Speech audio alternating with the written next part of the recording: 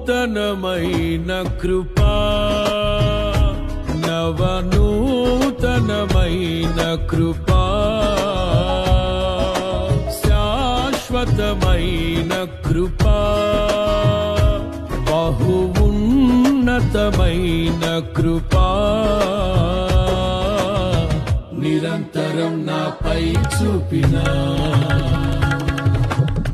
నిత్య తేజుడా యేసయ్యా నీ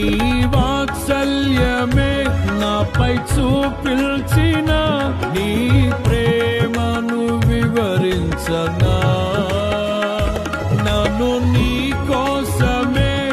ఇలా బ్రతికిల్చిన జీవాధిపతి నీవయ్యా ఇదే కదా నీలో పరవశం